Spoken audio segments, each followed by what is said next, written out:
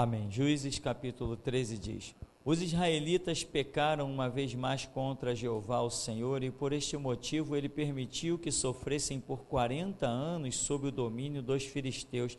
Havia um homem de Zorá, de Crã, da tribo de Dan, cujo nome era Manoá. Sua esposa não podia gerar filhos. Certo dia o anjo do Senhor apareceu a essa mulher e lhe anunciou: tu és estéril e não tiveste filhos, contudo conceberás e darás à luz um filho. Portanto, de agora em diante, toma cuidado, não bebas vinho nem qualquer bebida fermentada, e não comas nenhum alimento considerado impuro e proibido, porquanto ficarás grávida e terás um filho. Ele terá cabelos longos, porquanto sobre a cabeça dele não se passará navalha, pois teu filho será consagrado a Deus como nazireu desde o dia do seu nascimento. Ele iniciará o processo de livramento do povo de Israel do jugo dos filisteus. Em seguida, a mulher foi contar tudo ao seu marido e disse: um homem de Deus me falou, um homem que tinha aparência de anjo de Deus, tal era seu poder e majestade. Não lhe perguntei de onde vinha, tampouco me revelou o seu nome. Mas ele me prometeu: conceberás e darás à luz um filho. De hoje em diante não bebas vinho, nem qualquer bebida fermentada, e não comas nenhuma coisa impura, porque o menino será nazireu de Deus, desde o ventre de sua mãe até a morte. Amém, irmão? Deixe sentar. Chamado aqui de Sansão para servir, segundo essa versão bíblica, era ser nazireu até a morte. Esse era o serviço de Sansão. Porque lá em Israel tinha algumas situações de pessoas que eram nazireus, mas por um período de tempo. As pessoas determinavam: vou prestar um serviço a Deus ou no santuário, de alguma maneira, e era um período de tempo. Inclusive também tinha essa questão de não deixar o cabelo, não cortar o cabelo, e o cabelo crescia durante o tempo em que aquele voto estava sendo realizado. Mas no caso de Sansão aqui, o chamado de Deus para com ele foi que ele seria desde o ventre até a morte, né? Irmãos, e esse na verdade é o grande desejo de Deus, que todos nós saiamos da madre consagrados e o sirvamos até a morte. Era o que Deus fazia na simbologia de que todo homem, né, que representa o sacerdócio, inclusive, todo homem que nascia participava do ritual da circuncisão ao 8º dia. Ali era apresentado ao Senhor, era consagrado, como era o desejo de Deus. Mas muita gente começou a fazer das coisas de Deus apenas um ritual. Então iam lá cumprir a lei, depois levava o seu filho para viver de qualquer maneira, e aquele ritual santo e tão importante não surtia nenhum efeito. E muitas vezes é assim que acontece conosco. Deus, toma o meu filho nas tuas mãos. Tá, e daí? Deus, está aqui o meu filho. Com que intenção você está dando o seu filho para Deus? Para que ele nunca saia de debaixo dos seus olhos, para que nenhum mal nunca suceda a ele, para que ele sempre seja bem sucedido.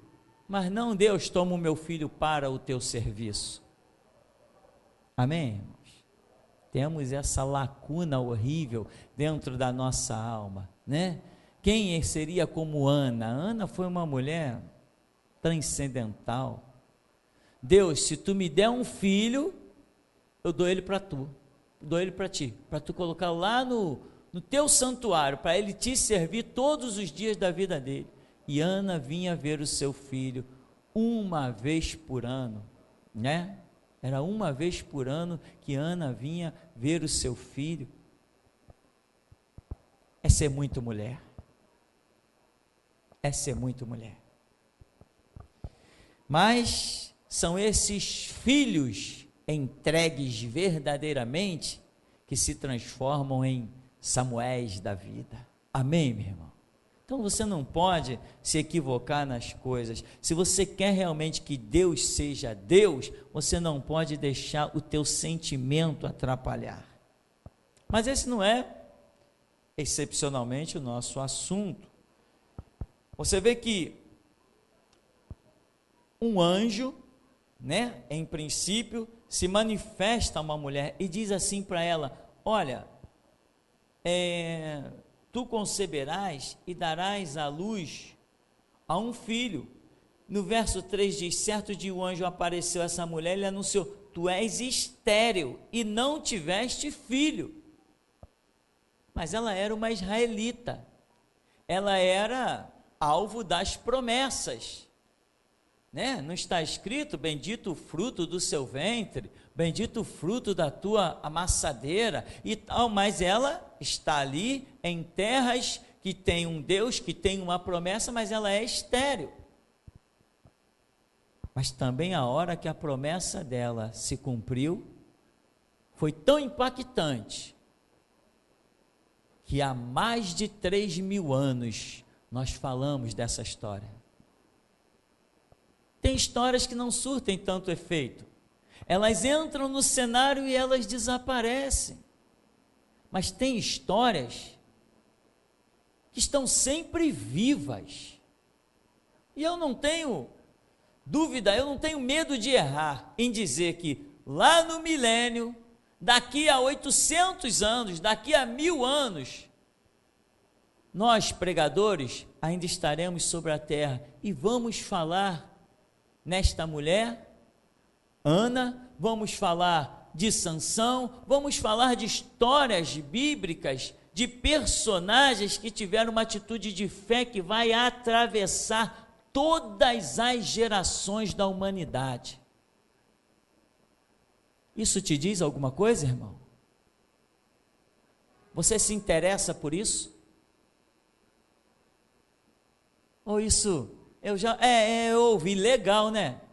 Caramba, legal Sansão, né? Legal Ana, né? Legal Samuel, né? Legal Pedro, né? Enquanto você não escreveu o teu nome, irmão, nesse legal aí, você não tem aspiração para ser nada. Você tem que desejar servir a Deus. E quando se diz servir a Deus, não é escolher como servir. Deus, eis-me aqui, envia-me a mim. Para onde? Para quê? Eis-me aqui. Se nós desejarmos que o nosso nome entre para a galeria de Deus, em que são aqueles que Deus tem lá na sua sala um quadro com os nossos nomes, em que Deus diz assim: eu me alegrei nesse daqui, eu me alegrei nesse daqui também, esse aqui me obedeceu, esse fez a minha vontade, esse foi aonde eu enviei. Se nós tivermos o desejo de fazer parte dos quadros que estão na galeria de Deus, irmão, é para lá que nós vamos. Porque não existe força maior para nortear a tua vida do que a tua vontade. Se você decidir ser um pilantra, um sem vergonha, é isso que você vai ser. Nem Deus não te impede de ser um mau caráter, porque você tem o livre-arbítrio. Ele não vai te impedir. E se você decidir que vai ser um homem de Deus, além do teu desejo, da tua vontade, da tua força, o próprio Deus vai se levantar e vir ao teu encontro e dizer assim: é o que eu quero, a seara é grande e poucos são os obreiros. Então, olhe para a galeria de Deus e deseje ver o quadro do seu nome, da sua vida, da sua história, lá no livro do Todo-Poderoso. Não te dê por vencido, não te dê por cansado. Não está nada dando certo, você está estéril, vai para debaixo do carvalho, vai para debaixo da figueira. Já viu como Deus se manifesta debaixo do carvalho? E como Ele se manifesta debaixo da figueira? Era costume do povo de Israel ir para debaixo do carvalho e lá orar como Gideão, e lá orar como Natanael, né? Pode, porventura, vir alguma coisa boa de Nazaré, né? Da Galileia, enfim. Vai lá, meu irmão. Está estéril a tua vida? Você olha na sua vida e não vê nada? Você olha na sua vida e só vê coisas naturais? Vai para debaixo do carvalho. Vai para debaixo da figueira. Vai lá. O que você está vendo debaixo do carvalho e debaixo da figueira? Não está vendo nada? O problema não é quando você não vê nada. O problema é quando Deus olha debaixo do carvalho e da figueira e Ele não vê nada. Se você estiver lá, Ele vai ver alguma coisa. Vai ter motivo para ir até lá. A sua vida pode ser essa, irmão. Você pode estar numa terra de promessas, mas está com uma vida estéril. Estéril não porque você está debaixo da maldição, ou seja lá o que for, não. Simplesmente porque Deus está esperando a hora de alcançar a sua vida. Aqui, no verso 7, mas ele me prometeu, conceberás, darás à luz um filho, de hoje em diante não bebas vinho, nem qualquer bebida fermentada, não comas nenhuma coisa impura, porque o menino será nazireu desde o ventre da sua mãe até a morte. Olha, essa mulher chega para o seu marido com uma convicção tão tremenda. Ela já tinha visto aquele homem antes? Não. Ela olhou e falou assim, esse homem, ele parecia, ela diz aqui, né, a aparência do anjo de Deus, tal era seu poder e majestade. Ela falou aparência, ela não disse é o anjo de Deus, ela falou, ela tinha uma aparência de um anjo de Deus. Quando ela vai falar com o marido, ela diz, teve um homem que conversou comigo, então até então eu posso ainda acreditar que ela está apenas achando que foi um homem que falou com ela. Só que seja lá como for, as palavras que procederam da vontade de Deus invadiram aquela mulher, de tal maneira que ela chega no verso 7 diante do seu marido e fala com uma convicção tamanha, uma convicção impressionante. Ela tomou aquelas palavras como promessa para a sua vida, e o anjo está dizendo para ela, o quê? Você até agora não teve filho. Não foi isso que o anjo disse, você até agora não teve filho. Ele disse, você é estéril, você não pode ter filho. É isso que significa ser estéril. Mas tu terás. E ela sentiu um toque espiritual, ela já saiu dali como que carregando o filho nos braços. Aleluia, Deus. Irmão, fé não é o que muita gente vive por aí não. Se a fé não remover a montanha, não é fé, é só uma opinião. A verdadeira fé remove montanha, a verdadeira fé incomoda os outros que não querem a verdade. A luz resplandece nas trevas, e as trevas não prevalecem contra a luz. Mas essa mulher sai com uma convicção, ela recebeu aquela palavra, e seu marido, então Manoá, implorou a Jeová em oração, rogo-te, ó Senhor, que o homem de Deus, rogo-te quem? O homem de Deus, não o anjo. Ele não está pedindo para um anjo retornar. A mulher passou a ele a informação de que tinha visto um homem. Então ele viu a convicção daquela mulher, ele foi orar, Deus, aquele homem que o Senhor enviou, eu te rogo que ele volte e venha outra vez nos visitar, e que nos instrua como devemos agir assim que o menino tiver nascido. Aquela mulher teve uma convicção tão terrível, que contagiou seu marido. Ele já foi orar e disse assim, Deus, manda aquele homem de novo, porque quando esse menino nascer, eu quero saber como é que eu tenho que proceder. Quantas vezes você já ouviu uma promessa e sua vida não mudou em nada, nem contagiou ninguém à sua volta, nem dentro da sua própria casa? Uma vez, a minha mãe estava conversando com uma pessoa, estou contando fatos da minha história, não é exaltação. Porque se eu não contar da minha história, eu vou contar da de quem? Da do meu vizinho? A minha mãe estava conversando com uma pessoa e ela falou assim: não, o meu filho tem um chamado de Deus, o meu filho é um homem de Deus. Eu olhei aquilo, ela falando no muro para uma vizinha. Depois eu questionei: mãe, que história é aquela lá? Que eu sou homem de Deus, que...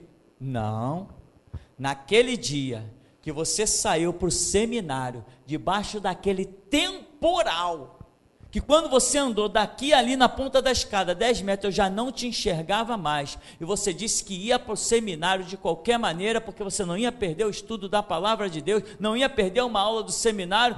Naquele dia eu disse: verdadeiramente o meu filho é um homem de Deus. Você tem promessa? Eu estava num curso de inglês para me formar professor de inglês.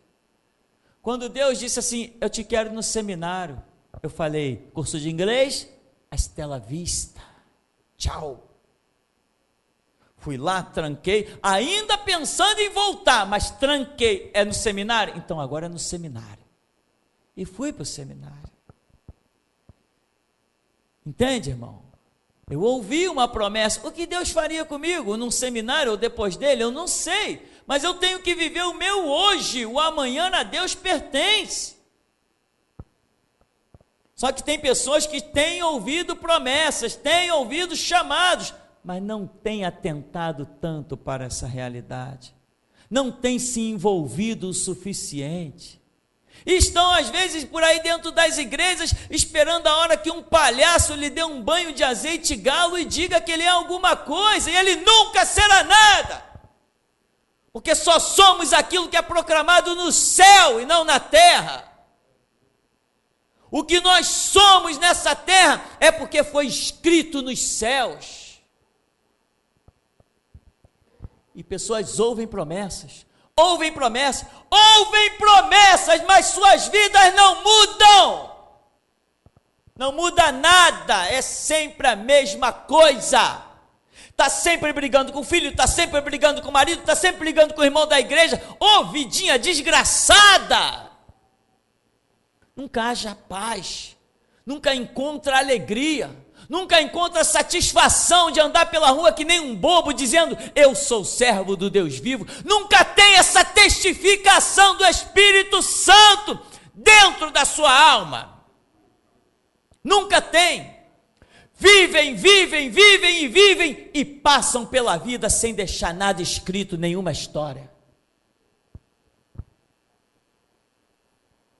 Tem poucos, irmão, tem poucos, mas aqui dentro tem gente que vai deixar história, e é nisso que eu me alegro, é nisso que o meu gozo se completa,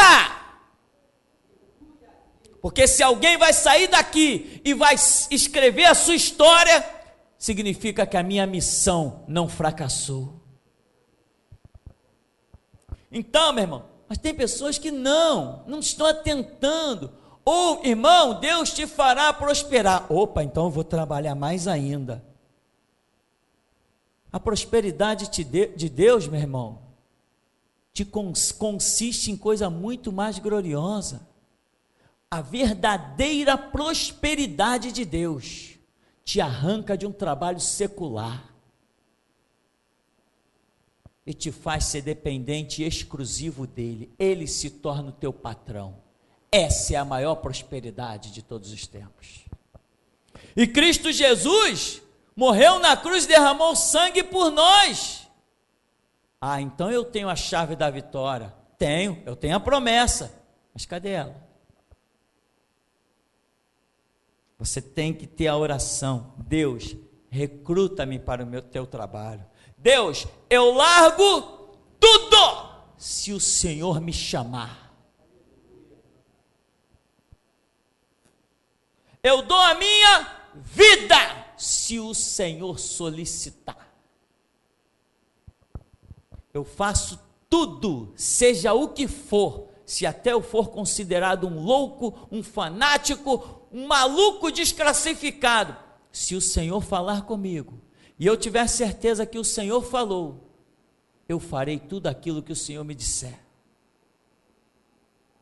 Agora, tem pessoas que entram na igreja, se depara com um livro desse, se depara com Cristo Jesus crucificado, autor e consumador da nossa fé, e tudo que estão buscando são as suas satisfações pessoais. Nunca você terá uma história escrita, irmão.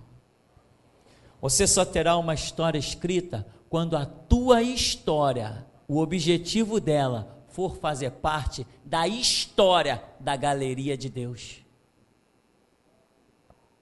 É lá na galeria de Deus que as verdadeiras histórias acontecem. Sabe?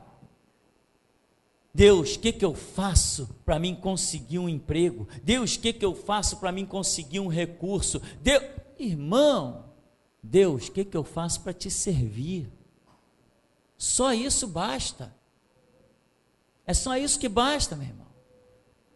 Às vezes servir a Deus, Deus te coloca dentro de uma empresa, dentro de um emprego, mas tem que ser, aonde quer que você esteja ou pise, tem que ser para servi-lo, e não para buscar o seu engrandecimento.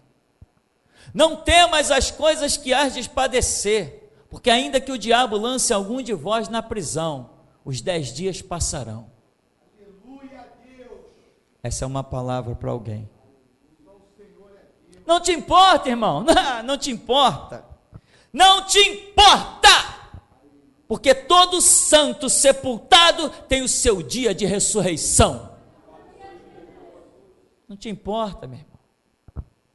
Aquele que em nós começou a boa obra, a aperfeiçoará até o dia de Cristo Jesus. O dia que muitos consideram a tua queda, tem muita gente marcada para ir antes de você. Só que eles não terão o terceiro dia. Nós todos temos na nossa vida o terceiro dia, em que o túmulo fique aberto e nós assentemos à destra do nosso Deus. Como é promessa, Jesus não está à destra do Pai? Está. Ele falou que ao que vencer, assentar-se-á com ele no seu trono. Então ele está nos convidando para a destra do Pai. Antes que alguém comece a criticar e arranje um juízo aí na sua vida, a gente tem que explicar por misericórdia, porque às vezes o processo na nossa cabeça é tão rápido que as palavras não aguentam, ficam para trás as próprias palavras. Irmão, a mulher falou com uma convicção, e o marido dela, ele viu o anjo? Não. Ele viu o homem? Não. Ele viu o quê? O que esse homem viu? Ele não viu nada, mas ele foi orar em função daquilo que a mulher disse ter visto. Com que fé você está falando das coisas? Com que convicção você está falando das coisas?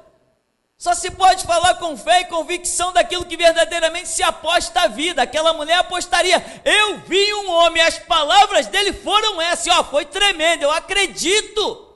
A convicção daquela mulher contagiou o seu marido ao ponto de ele ir invocar o nome de Deus por uma resposta. A tua convicção está em alta. Quando você fala de Deus, as pessoas à tua volta sentem o impacto e tremem. Você fala de Deus com uma paixão sobrenatural. Você fala da Bíblia como um registro na tua alma de que é a palavra de Deus. Você aposta a vida nesse livro. Você aposta a vida no Deus invisível que você nunca viu. Cadê a tua convicção, meu irmão? Você está disposto a aceitar qualquer desafio? Qualquer desafio! Aleluia, Deus! De vida, de morte! Qualquer um. A convicção daquela mulher é impactante, é tremenda. E o seu marido, ele vai invocar. E a Bíblia diz que não invocarás o nome do Senhor teu Deus em vão. Pois ele vai lá e invoca, fundamentado naquilo que ele ouviu daquela sua esposa. Ele diz, então Manoá implorou a Jeová, rogo-te que o homem de Deus que tu enviaste venha outra vez visitar-nos, para que nos instrua quanto e como devemos agir assim que o menino tiver nascido. Nós vamos saber que ele foi respondido, depois nós vamos ver, mas tem um detalhe, irmão, é necessário fazer a oração certa. Se você não tem a oração certa para fazer, o teu silêncio será bem-aventurado. Oração certa. Ele sentiu um toque do Espírito quando a mulher falou com ele. Ele foi fazer a oração certa. Porque a mulher falou, ele falou que a gente não pode beber vinho, ele falou que a gente não pode comer as coisas, né, da lei mosaica que foram reprovadas, etc. E o homem ficou na dúvida. Ele falou, vamos acabar com essa dúvida. Então esse menino vai nascer, e eu preciso saber como que eu vou me comportar com esse menino. Porque se eu errar com esse menino, o que pode acontecer? Agora, verso 9, Deus atendeu a súplica de Manoá, e o anjo de Deus veio novamente e apareceu à sua mulher, quando ela estava sentada no campo. Manoá, seu marido, não estava com ela neste momento. Imediatamente a mulher correu para comunicar ao seu marido o ocorrido. Ele disse, o homem que veio ter comigo outro dia, veio outra vez. Quem foi que orou? O homem. Quem foi que pediu para ele voltar? O homem. Ele voltou, mas apareceu para quem? Para a mulher. Sabe o que é isso? Aquelas pessoas que dizem assim muitas vezes, né? A lição é essa. Deus, fala comigo. Deus, fala comigo. Deus, eu tenho isso aqui para resolver, e eu venho diante do Senhor, Deus, fala comigo. Tá bom. Aí Deus pede para uma mula bater lá na porta da pessoa e dar o recado. Aí a pessoa, não quero saber de mula aqui não, dá licença. Deus, fala comigo. Irmão, os caminhos de Deus são todos perfeitos, e Deus não é escravo de ninguém. Ele fala a hora que quer, com quem quer, da maneira que quiser. Porém, quando Ele fala, o seu sinal testifica dentro da nossa alma que é Ele. Por isso que nós também não somos enganados, porque apesar de Deus usar terceiros para trazer a nossa resposta que nós fizemos na intimidade do nosso quarto com Deus, aí Ele tem um negócio chamado testificação do Espírito Santo. Eu posso orar, e se o diabo mandar um mensageiro com uma falsa resposta, o Espírito Santo testifica aqui em mim, dizendo assim, não estou nesse negócio não. Isso é tremendo. Embora eu sei que Deus use terceiros, eu tenho um sinal de Deus, que não me deixa confundido, nem enganado. Então o anjo foi, a mulher imediatamente correu para comunicar ao seu marido o ocorrido, e lhe disse, homem que veio ter comigo outro dia, veio outra vez. Ora, por que a mulher não disse, olha, não, esse anjo aí, esse homem aí, está tratando comigo, o negócio dele é comigo, meu marido até orou, mas ele veio tratar comigo, deixa que eu resolvo tudo.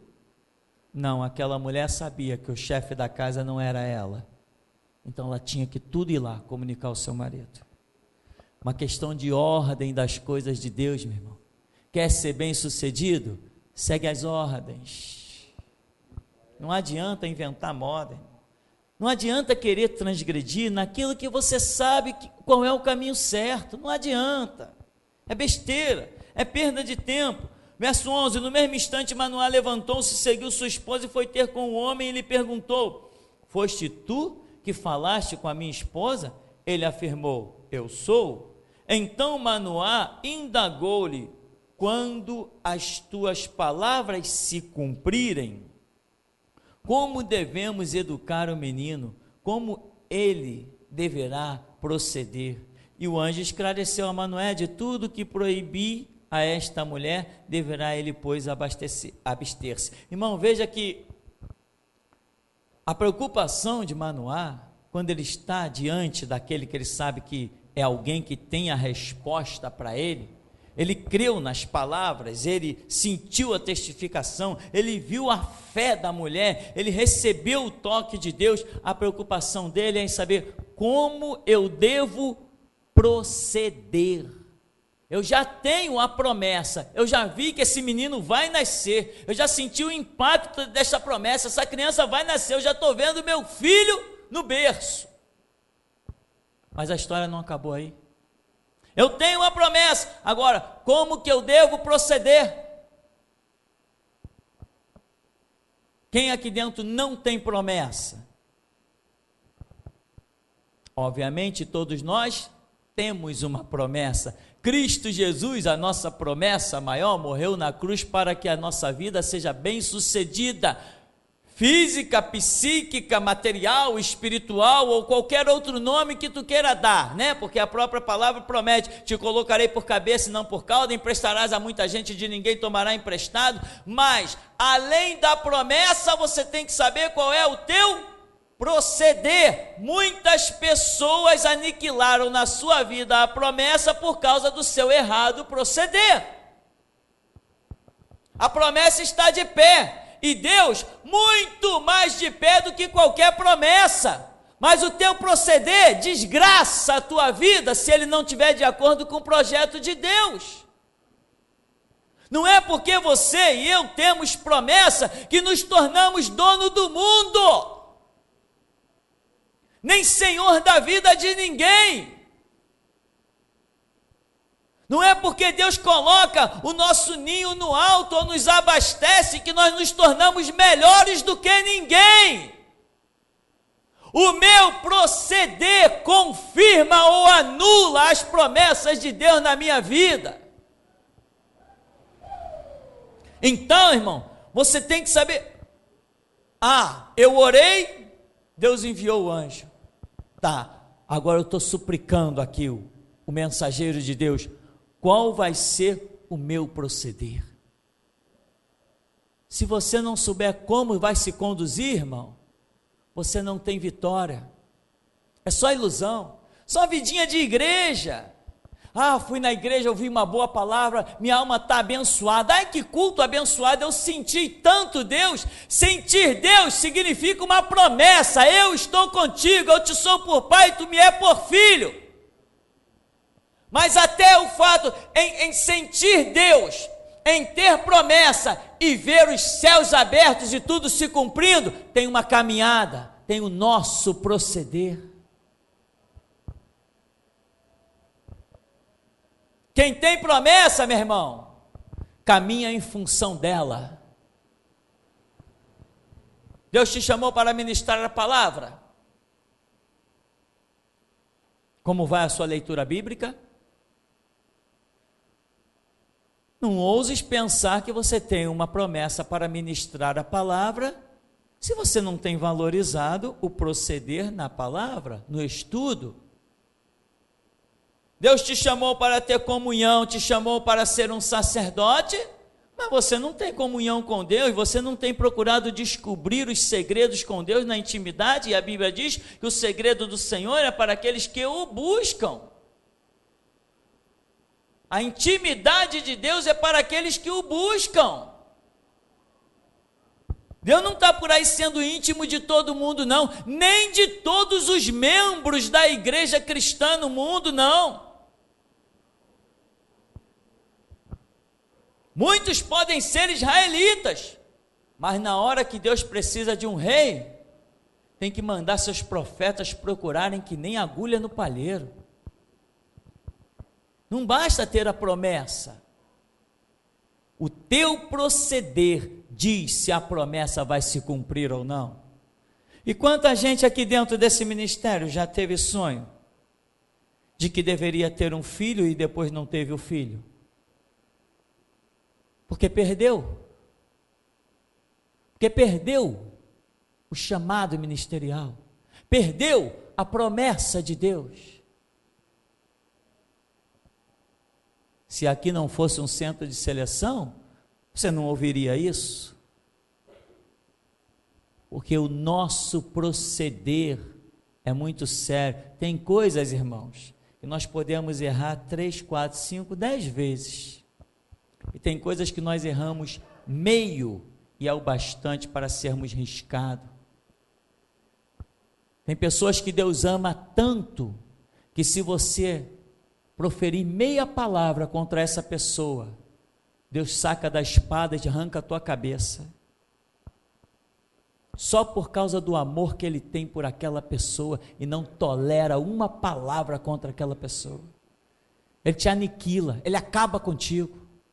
Ele esquece que Cristo Jesus derramou todo o seu sangue na cruz por você, porque não foi só por você, foi pelo outro também.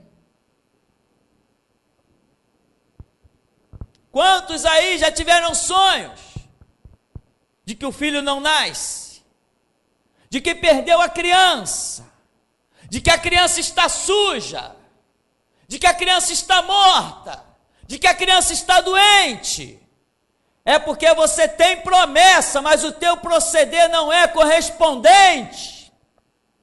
Quantas pessoas entram na igreja e não reconhecem a altura de um púlpito, cujo qual acima dele somente Deus?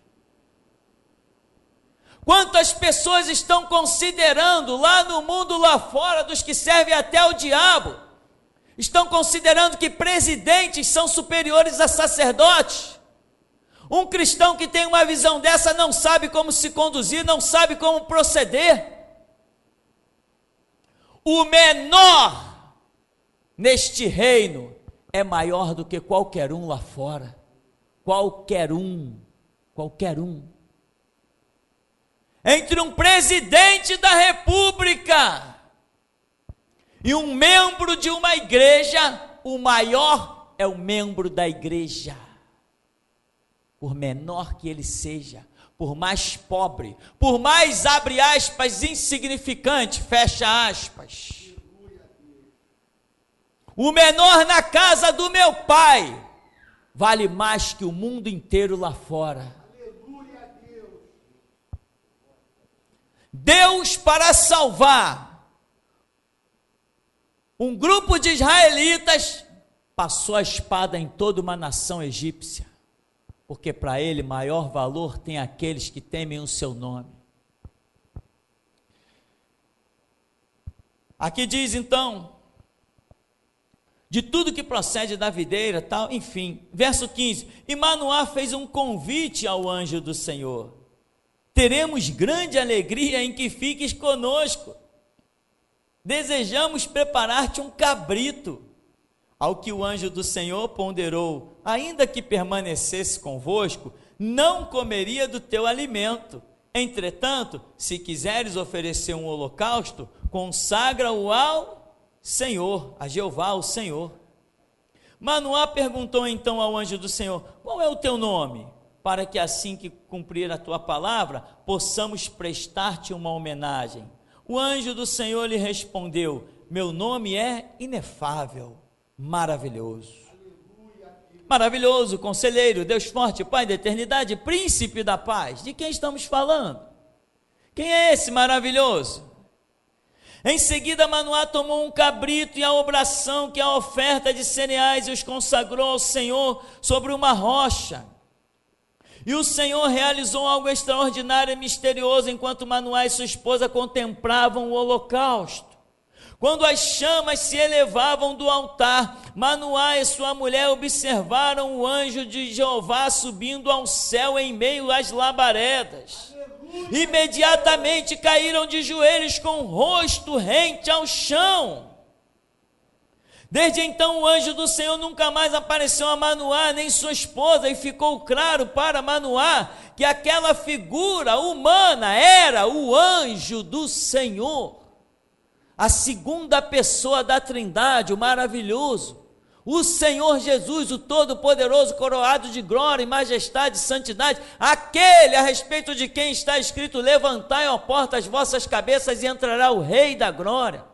Aquele cujos serafins que cobrem os seus pés, seus rostos, e voam, utilizando-se das suas 6 asas, estão diante do seu trono, é o trono dele, dessa segunda pessoa da Trindade, que Isaías contemplou, e eles dizem: Santo, Santo, Santo, é o Senhor Deus dos exércitos. Este entra no meio das chamas, e Manoá e sua esposa ficam perplexos. Ora, então não é apenas um homem, nem apenas um anjo, é o próprio Deus que esteve aqui falando conosco. Mas quando Manoá vem e diz assim: nós vamos te oferecer um cabrito, nós vamos oferecer um holocausto para você, nós vamos, ele falou: não, não, não, se você vai oferecer alguma coisa, oferece ao Senhor, sendo ele próprio o Senhor, porque Manoá não reconheceu que ele era o Senhor. E Deus não aceita sacrifício, Deus não aceita nenhuma oferta, Deus não aceita nenhum louvor de um coração que não reconheça que Ele é. Muita gente está assim, oferecendo sacrifícios, sem saber quem verdadeiramente é Deus. E o seu sacrifício não tem valor, Deus não aceita. Porque o verdadeiro sacrifício, a verdadeira oferta, ela tem que nascer primeiro num coração que reconhece que o Senhor é Deus. Como o Senhor Jesus ensinou: esse povo me honra com seus lábios, mas o seu coração está longe de mim. Se o teu coração não for de Deus, as tuas ofertas não prestarão sobre o seu altar. E no coração de Manoá, embora Manoá é um homem temente a Deus, naquele episódio ele não está reconhecendo que aquele dali é a segunda pessoa da Trindade, o Senhor Jesus, na sua forma pré-encarnada, chamado o anjo do Senhor. Manoá não reconhece, o anjo também, o Senhor, não aceita a oferta dele. Mas não, põe ali, ele põe lá, ele vai. Outras versões mostram várias coisas. Ele puxa o cajado, toca, incendeia a rocha e entra no meio da chama. No verso 22. Ah, certamente morreremos, exclamou Manoá a sua mulher, porquanto vimos a Deus. Eles reconheceram agora que estão diante de Deus. Contudo ponderou-lhe a esposa: se Jeová tivesse pretendido matar-nos, não teria aceitado nem o nosso holocausto, nem a nossa obração, e não nos teria feito contemplar tudo que acabamos de ver com nossos próprios olhos, tampouco nos teria revelado tudo que acabamos de nos deixar saber. Tempos depois, a esposa de Manoá deu à luz um filho, pôs-lhe o nome de Sansão. E o menino cresceu e o eterno Senhor muito o abençoou. Então, irmão, quando eles veem a situação, a realidade do Deus da vida, eles pensam no que é errado. Ao invés, caramba, foi o próprio Deus que esteve aqui conosco.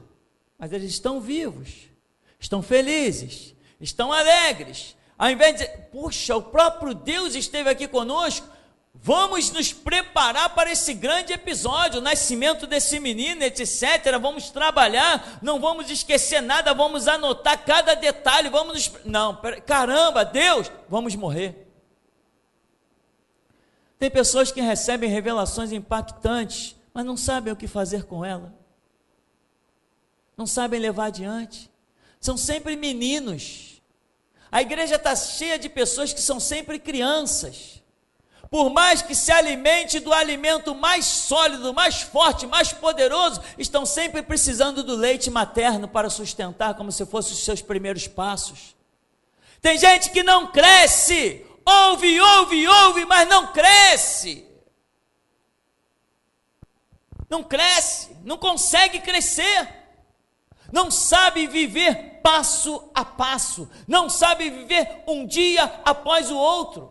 Às vezes a pessoa recebe algo que é para ela ir adiante, e ela consegue fazer que os seus pensamentos se tornem atrás, e fica remoendo coisas que nem criança, não sabe deslanchar, como Moisés. Ah, se tu foi a nuvem sobre nós, se tu foi a coluna de fogo à nossa frente, então agora eu quero ir adiante, eu quero ver a tua face. Tem gente que não sabe, tem gente que já viu o quanto o Senhor é Deus nesse ministério e não vai despontar para o futuro, porque não consegue romper os laços, tirar a camisa de força, não consegue se libertar. Por mais que ouça, por mais que veja, por mais que tenha exemplos, não consegue se libertar. Enquanto eu venci cadeias, venci algemas, encarei polícia, delegado, juiz, promotor e o que mais aparecer, enquanto fiz tudo isso, ainda tem gente aqui dentro que tem medo de tudo isso, ainda não entendeu que Deus é vitorioso sobre todas essas coisas. Meninos, crianças, olha quantos cachorros já latiram nessa porta. Em que nos abalou? Em que nos diminuiu? Eu posso todas as coisas em Cristo que me fortalece. Nunca minha fé vacilou 1 milímetro diante das lutas e das guerras. Sabe por quê? Porque o Deus que vence uma batalha é poderoso para vencer 1 milhão delas. Entendimento, compreensão. Igreja não é lugar de passeio, igreja não é lugar de lazer. Essa não, as outras são. As outras igrejas é passeio e lazer, é clube social e clube da família, aonde você vai se iludir dando dinheiro para os maçons e para os políticos. Essa aqui não é lazer, essa aqui não é clubezinho, essa aqui não é lugar de trazer criança para se divertir. As crianças daqui, Deus já olhou para elas e já projetou o futuro delas. Nas outras igrejas, o futuro das crianças ainda é incerto. Muitos filhos de pastores lá fora ainda vão virar homossexuais. Muitas filhas de pastores lá fora ainda vão virar prostitutas. Muitos membros das igrejas lá fora, muitos filhinhos de família lá fora, ainda vão meter a cara nas drogas, ainda vão meter uma arma em punho e vão assaltar. Porque o futuro deles lá é incerto, mas o nosso não. Deus já pôs os olhos sobre nós, e se nós não negligenciarmos, nós veremos a glória que nenhum outro povo jamais viu. Mas tem gente que é criança, mas não há aqui, nós vamos morrer. A mulher dele diz assim: ué, é assim que funcionam as coisas? Deus se revela assim, dessa maneira gloriosa, é para matar? Que Deus que tu conhece? Tem pessoas que são assim, irmão, lamentavelmente é assim, lamentavelmente é assim. Tem gente, ainda nesse ministério, que um dia vai ouvir todas as histórias que estão na internet, vai vasculhar lá e vai descobrir coisas à beça, e quando tiverem que encarar as mesmas coisas, vão dar para trás, porque vão negligenciar a vitória que o Deus vivo tem dado a nós. A minha força, irmão, não veio das minhas vitórias, não. Agora é a lição final. A minha força e a minha fé não veio das minhas vitórias. Eu não olhei para a minha vida de vitória e disse: eu vou ter força e vou ter fé. Não, eu olhei para a vida de vitória de Pedro, de Paulo, de Tiago, de João, de Estevão. Eu olhei para a vida deles e vi que Deus era com eles e disse: se foi com eles, também será comigo.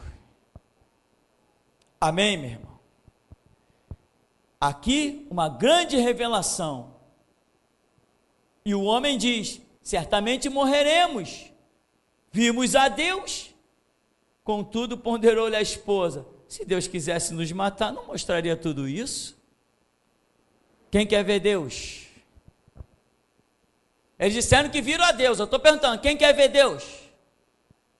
Você quer hoje, quando botar a chave na porta da sua casa, que você entrar e ver alguém sentado no seu sofá?